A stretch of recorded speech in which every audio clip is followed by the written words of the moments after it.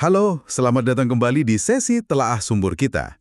Kali ini kita akan menyelami sebuah gagasan yang mungkin terdengar kontroversial ya bagi sebagian besar dari Anda hari ini. Ide soal apa tuh? Bahwa karbohidratlah yang secara spesifik membuat kita gemuk. Jadi bukan sekedar karena kelebihan kalori atau lemak semata gitu. Oke.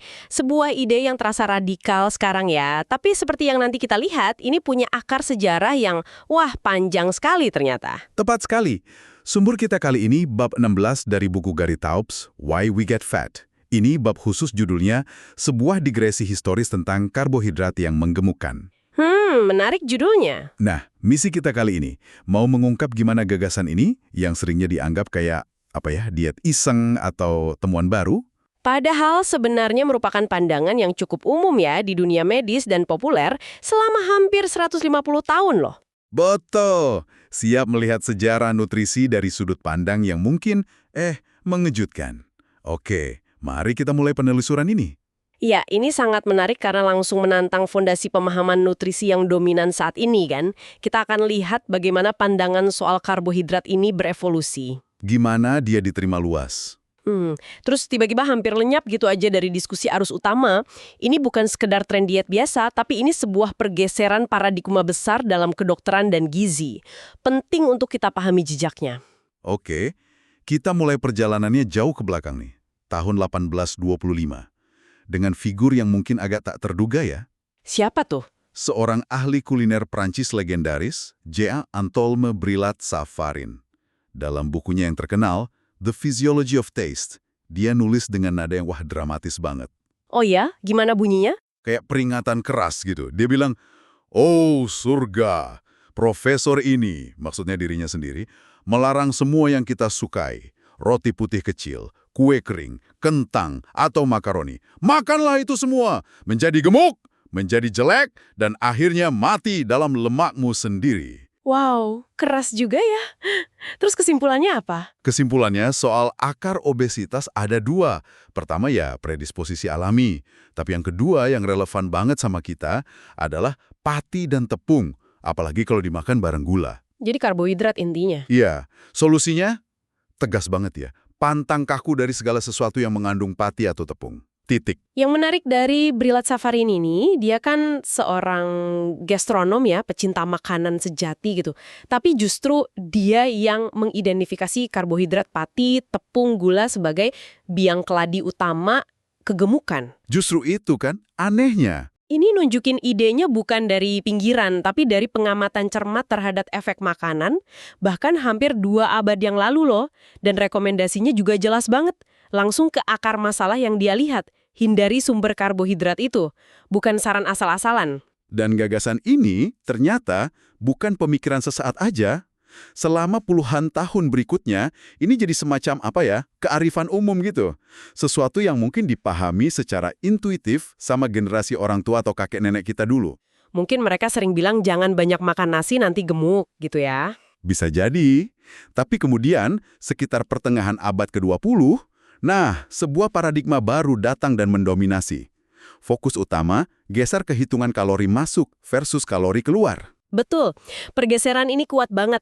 Sampai-sampai American Medical Association, AMA, itu tahun 1973 pernah menyebut diet rendah karbohidrat sebagai konsep nutrisi dan diet yang aneh. Wah, dari kearifan umum jadi aneh. Kok bisa gitu? Nah, ini poin krusialnya. Pandangan yang udah bertahan lama ini mendadak dicap sebagai fad atau diet iseng yang nggak ilmiah. Salah satu argumen penentangnya, misalnya dari Dean Ornish, dia bilang banyak hal bisa nurunin berat badan kayak merokok atau pakai kokain, tapi kan jelas nggak sehat. Oh, jadi disamain gitu ya? Ya, argumen ini secara implisit menyamakan diet rendah karbohidrat dengan metode bahaya itu. Terus langsung muncul pertanyaan fundamental, apakah diet rendah karbohidrat ini sehat? Efektif sih buat berat badan, tapi bagus nggak buat kesehatan jangka panjang? Nah, keraguan ini yang ditanamkan dan efektif banget menggeser persepsi publik dan medis. Menarik. Tapi sebelum jadi kontroversi medis ya, ide kalau karbohidrat bikin gemuk ini udah meresap cukup dalam loh ke budaya populer. Oh ya, contohnya? Di novel klasik Leo Tolstoy, Anna Karenina, tahun 1870-an, tokoh Count Vronsky, kekasihnya Anna, itu digambarkan secara eksplisit menghindari makanan bertepung dan makanan penutup demi apa? Jaga berat badan buat balap kuda. Oke, terus?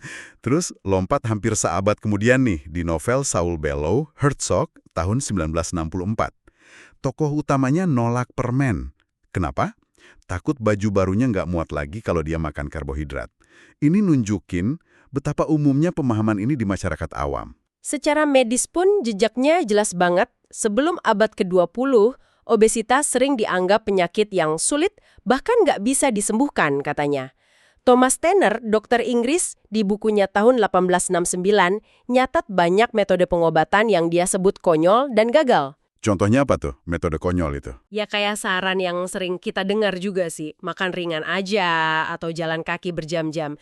Menurut Tanner itu nggak efektif. Satu-satunya pendekatan yang dia yakini berhasil, yaitu pantang karbohidrat. Dia bilang apa persisnya? Dia nulis tegas, makanan bertepung dan sayuran bersifat menggemukkan, dan bahan-bahan manis terutama. Ini bukan opini lagi, tapi udah kesimpulan klinis pada masanya. Selain Tanner, ada pelopor lain yang nggak kalah menarik nih. Dokter Prancis Jean-François Denzel, tahun 1844. Dia bahkan klaim bisa nyembuhin obesitas tanpa kecuali. Wah, hebat banget klaimnya. Pakai apa? Pakai diet yang didominasi daging. Teorinya cukup radikal waktu itu. Daging justru tidak menggemukkan, tapi sayuran berair dan bahkan minum air kebanyakan itu yang bikin gemuk. Loh, kok bisa gitu? Dasarnya apa? Dia dasarkan pada karya kimiawan Jerman terkenal saat itu, Justus Liebig. Intinya, Liebig berteori kalau lemak tubuh itu nggak terbentuk dari protein, kayak daging gitu, tapi terutama dari karbohidrat pati dan gula. Jadi logikanya, makan daging harusnya nggak bikin gemuk, tapi makan roti atau gula. Nah, itu dia. Ini membalik logika umum banget. Pemahaman ini kemudian diperkuat sama kisah lain yang sangat berpengaruh. Ada William Harvey, dokter Inggris, tapi bukan yang nemuin sirkulasi darah ya, namanya sama aja. Oke, William Harvey yang lain. Iya, Harvey ini terinspirasi setelah ikut kuliah fisiolog Prancis terkenal Claude Bernard di Paris. Bernard jelasin gimana kadar gula darah tinggi pada penderita diabetes itu bisa dikontrol dengan cara membatasi asupan gula dan pati. Terus Harvey mikir, Harvey lantas mikir mungkin ada kaitan nih antara obesitas sama diabetes. Kalau dia terendah gula pati bisa kontrol gula darah di diabetes, jangan-jangan diet yang sama bisa juga menghentikan penumpukan lemak pada orang gemuk. Masuk akal kan lompatan pemikirannya? sangat logis. Dan pasien Harvey yang paling terkenal, yang kemudian mempopulerkan ide ini ke seluruh dunia, siapa lagi kalau bukan William Banting? Ah, Banting. Ini nama yang sering disebut kalau bicara diet rendah karbohidrat ya? Betul. Banting ini pengurus pemakaman di London, badannya gemuk banget, udah coba macam-macam cara gagal. Dietnya dulu dia ngaku sendiri penuh roti, mentega, susu, gula, bir, dan kentang. Intinya tinggi karbohidrat banget lah. Terus disuruh Harvey stop semua itu. Ya, atas saran Harvey, Banting diminta hindari semua itu. Hasilnya luar biasa, kata Banting. Dia ngerasain perbaikan kondisi dalam beberapa hari aja. Pengalamannya ini dia tulis di pamflet judulnya Letter on Corpulence. Nggak disangka jadi bestseller internasional. Saking populernya sampai namanya jadi kata kerja ya? Persis. Nama Banting jadi kata kerja, to bant, artinya ya berdiet ala Banting. Tapi ya gitu, nggak lepas dari kritik tajam juga. Terutama dari komunitas medis mapan waktu itu, kayak jurnal The Lancet. Mereka ragu soal dasar ilmiah dan keamanannya. Biasalah ya kalau ada ide baru. Selalu ada pro kontranya. Namun, meski dikritik, gagasan inti Banting, pembatasan karbohidrat, itu terus bertahan. Bahkan dapat pengakuan di kalangan medis. Di Kongres Kedokteran Internal di Berlin tahun 1886, diet Banting dan variasinya dianggap metode yang andal buat atasi obesitas. Jadi sempat diterima luas juga ya secara medis? Iya, puluhan tahun kemudian pun, tahun 1957, Hilde Bruch, pakar obesitas anak terkemuka, waktu ngerangkum sejarah penanganan obesitas, dia bilang, kemajuan besar dalam pemahaman kondisi ini adalah pengakuan bahwa daging, protein dan lemak itu tidak menggemukkan. Justru roti dan makanan manis-manisanlah penyebab utamanya. Konsensus ini kelihatan jelas di banyak buku teks kedokteran standar paruh pertama abad ke-20. Contohnya buku James French 1907, terus Hagar Denner Hill 1925 yang spesifik larang roti dan roti panggang buat pasien obesitas. Ada lagi? Ada. Tahun 1950-an, Alfred Pennington dan George Short dalam praktik mereka kasih daftar makanan yang jelas banget. Yang harus dihindari itu roti, sereal, kentang, gula, semua yang manis. Sebaliknya, yang boleh dimakan sepuasnya itu daging, ikan, unggas, sayuran hijau minim pati, telur, keju, sama buah rendah gula. Klasik banget kan menunya? Sangat khas diet rendah karbo ya. Bahkan sumber yang lebih umum pun ngomongin hal yang sama loh.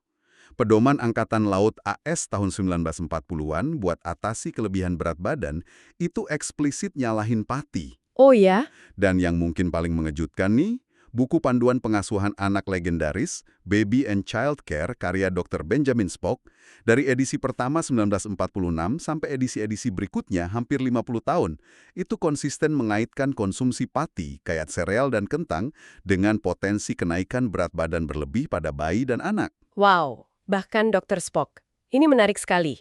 Mungkin kutipan paling tajam yang ngerangkum pandangan dominan saat itu datang dari buku teks nutrisi Inggris yang sangat dihormati, Human Nutrition and Dietetics karya Davidson dan Passmore, edisi 1963. Apa kata mereka? Mereka nulis, semua rezim pelangsingan populer melibatkan pembatasan karbohidrat diet. Terus ada tambahan kalimat yang signifikan banget. Setiap wanita tahu bahwa karbohidrat menggemukkan. Hanya sedikit ahli gizi yang akan membantahnya. Ini nunjukin betapa dalamnya keyakinan ini tertanam, baik di kalangan awam maupun profesional medis saat itu. Oke, jadi keyakinan nggak kuat. Terus gimana dengan bukti ilmiahnya? Mulai ada studi klinis kan? Iya, seiring waktu mulai ada upaya uji sistematis. Salah satu yang paling awal dan berpengaruh itu studi di perusahaan kimia DuPont, akhir 1940-an. Dipimpin Alfred Pennington, dokter yang tadi kita sebut. Yang ngasih daftar makanan itu ya? Betul, dia amati kalau saran diet konvensional waktu itu, kurangi porsi, hitung kalori, itu gagal total di karyawan DuPont yang gemuk. Sulit dipatuhi, nggak ada hasil. Jadi Pennington coba pendekatan radikalnya itu. Tepat, bukan batasi kalori ketat, tapi dia kasih diet dominan daging dan lemak. Dengan karbohidrat dibatasi ketat banget, kurang dari 80 kalori per sajian, atau sekitar 20 gram lah. Ini dikasih ke 20 eksekutif DuPont yang obesitas. Mereka boleh makan daging dan lemak sepuasnya.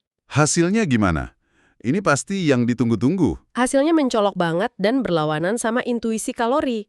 Para eksekutif ini turun berat badan rata-rata hampir 1 kilogram atau 2 pon per minggu. Padahal perkiraan asupan kalori mereka sekitar 3.000 kalori per hari, jumlah yang biasanya dianggap bikin naik berat badan kan? Tentu saja. Lalu apalagi yang penting? Yang lebih penting lagi, mereka lapor nggak merasa lapar. Justru merasa lebih bertenaga, lebih semangat. Ini kebalikan banget sama pengalaman diet rendah kalori biasa yang bikin lemas dan lapar terus. Ada catatan penting dari Pennington yang sering terlewat juga ya katanya? Ya, dia amati bahwa bagi sebagian individu di studinya, bahkan asupan karbo sekecil 80 kalori atau 20 gram itu aja udah cukup buat hentikan atau perlambat penurunan berat badan. Ini mengisyaratkan adanya variasi respons individu terhadap karbohidrat, sesuatu yang masih relevan banget sampai sekarang. Temuan Pennington yang mengejutkan itu nggak berdiri sendiri kan? Ada peneliti lain. Benar, peneliti lain kayak Margaret Olsen di Michigan State dan Charlotte Young di Cornell tahun 1950-an, mereka bikin studi perbandingan yang lebih terkontrol. Langsung bandingin efek diet rendah kalori konvensional sama diet rendah karbohidrat tinggi lemak, tapi jumlah kalorinya disamain. Nah, ini penting. Kalorinya sama, tapi makronutrien beda. Hasilnya? Konsisten sama Pennington. Kelompok diet rendah kalori konvensional, lapar banget, dan lesu.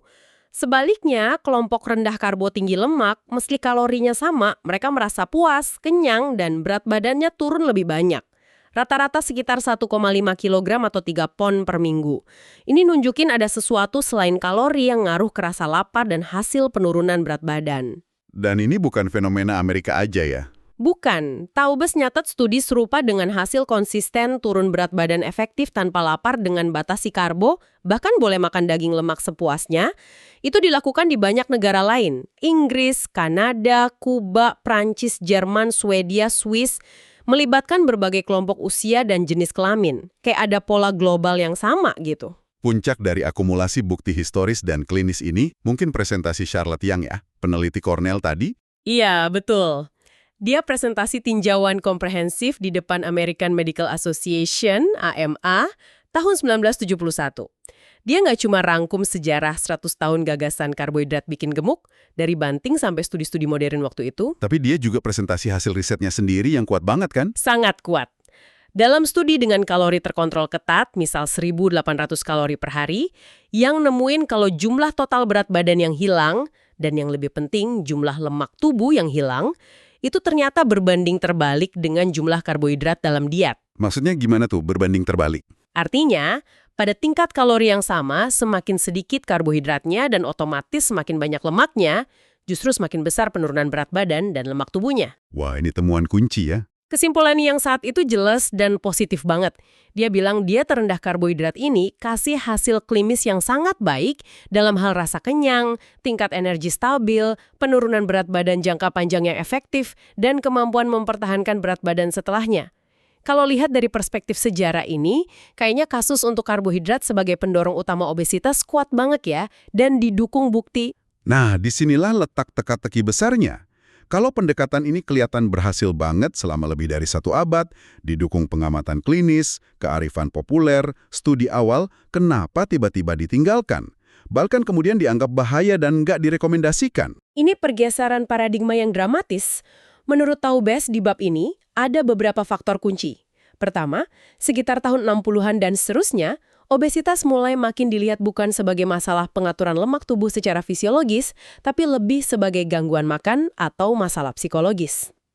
Jadi, kalau masalahnya di kepala, fokus ke jenis makanan jadi kurang relevan gitu. Kurang lebih begitu logikanya. Kedua, logika diet rendah karbohidrat itu terasa aneh banget dan bertentangan sama model kalori masuk, kalori keluar yang makin dominan. Gimana mungkin makan lebih banyak, lemak dan protein kan padat kalori, bisa bikin orang kurus. Ini kedengarannya nggak masuk akal buat banyak orang yang udah terbiasa mikir pakai kacamata kalori sederhana. Oke, masuk akal. Terus faktor ketiga yang paling menentukan? Nah, faktor yang paling krusial, yang jadi paku terakhir buat peti mati diet rendah karbohidrat waktu itu, adalah munculnya dan menguatnya hipotesis bahwa lemak makanan, terutama lemak jenuh, yang banyak di daging, telur, keju, makanan andalan diet rendah karbo, itu penyebab utama penyakit jantung. Hipotesis lemak jantung ini jadi dogma yang kuat banget di dunia kesehatan masyarakat. Jadi, ketakutan akan penyakit jantung ini mengalahkan pengamatan soal penurunan berat badan ya? Tepat sekali. Akibatnya fatal buat reputasi diet rendah karbohidrat. Secara ironis, karbohidrat yang 150 tahun dianggap biang keladi gemuk, sekarang malah mulai dipromosikan sebagai pilihan makanan yang menyehatkan jantung karena rendah lemak. Sementara lemak, terutama lemak jenuh, jadi musuh publik nomor 1. Harus dihindari sebisa mungkin. Kita lihat dampaknya langsung ya di media dan rekomendasi kesehatan. Jane Brody dari New York Times, kolumnis kesehatan berpengaruh, tahun 80-an itu aktif nyaranin orang makan lebih banyak karbohidrat kompleks. Dia bahkan spesifik nyebut pasta sebagai makanan diet ideal. Pasta jadi makanan diet, ironis ya. Terus, Pedoman Nutrisi Resmi di Inggris tahun 1983 secara eksplisit bilang kalau saran lama buat batasi karbohidrat demi kontrol berat badan itu kini bertentangan dengan pemikiran saat ini. Udah dianggap usang. Mungkin puncaknya pembalikan total ini pamflet dari American Heart Association AHA tahun 1995. Pamflet buat masyarakat umum ini mengejutkan banget. Ngebolehin konsumsi permen, sirup, selai, jelly, pada dasarnya gula murni, asal produknya rendah lemak atau bebas lemak. Wah, kontras banget ya sama pandangan Brillet Savarin atau Banting 100 tahun sebelumnya. Jauh sekali bedanya. Sungguh sebuah perjalanan sejarah yang penyuliku ya. Dari dianggap penyebab utama gemuk selama 1,5 abad, karbohidrat terus dibersihkan namanya, bahkan dipromosikan. sementara lemak ambil alih peran penjahat utama. Tentu saja. Sejarah panjang yang kita telusuri dari bab 16 buku Taops ini munculin pertanyaan besar dan mendasar ya, terutama buat Anda yang tertarik sama nutrisi dan kesehatan hari ini. Gimana kalau fondasi utama penolakan diet rendah karbohidrat? Yaitu asumsi soal bahaya lemak makanan, khususnya lemak jenuh, terhadap penyakit jantung. Itu sendiri ternyata keliru, atau setidaknya penyederhanaan yang berlebihan. Ini membawa kita pada kebutuhan untuk secara kritis menguji lagi asumsi-asumsi yang udah mapan soal hubungan kompleks antara lemak, karbohidrat, obesitas, dan penyakit kronis yang menghantui kita sekarang, kayak penyakit jantung dan diabetes tipe 2. Jadi sejarah ini seperti yang dipaparkan Taubes menunjukkan bahwa karbohidrat olahan, pati, dan gula itu bukan sekedar kalori kosong yang netral. Mereka ini tersangka utama yang punya sejarah panjang dicurigai sebagai pendorong utama kegemukan. Dan mungkin juga penyakit-penyakit lain yang sering menyertainya. Jadi investigasi lebih lanjut soal peran spesifik mereka, di luar sekedar kandungan kalorinya, jadi penting banget. Jadi, inilah inti dari penelusuran sejarah kita kali ini. Gagasan bahwa karbohidratlah yang secara spesifik bikin gemuk, itu bukan hal baru, aneh, atau sekedar diet iseng tanpa dasar. Justru itu pandangan medis dan populer yang dominan selama 1,5 abad ya, didukung pengamatan klinis dan studi awal. Sebelum akhirnya dikesampingkan, terutama karena naiknya kekhawatiran soal dampak lemak pada kesehatan jantung. Jadi, apa artinya semua ini bagi Anda? Ini mungkin bisa memunculkan sebuah pemikiran penutup ya untuk Anda renungkan jika kearifan lama tentang karbohidrat ini disingkirkan berdasarkan hipotesis tentang bahaya lemak dan penyederhanaan soal kalori, hipotesis yang kini makin banyak dipertanyakan, maka bagian mana lagi dari ilmu gizi mapan yang mungkin perlu kita tinjau ulang? Dengan kacamata sejarah dan kritis tentunya. Kami harap penjelajahan sejarah ini mendorong Anda untuk nggak menerima begitu saja semua asumsi umum tentang makanan, berat badan, dan kesehatan. Teruslah bertanya dan mencari tahu. Mungkin saja beberapa jawaban untuk tantangan kesehatan kita saat ini justru tersembunyi dalam pemahaman yang sempat hilang atau terabaikan dari masa lalu. Siapa tahu kan? Terima kasih sudah menyimak sesi telaah sumber kita kali ini. Sampai jumpa di penelusuran berikutnya.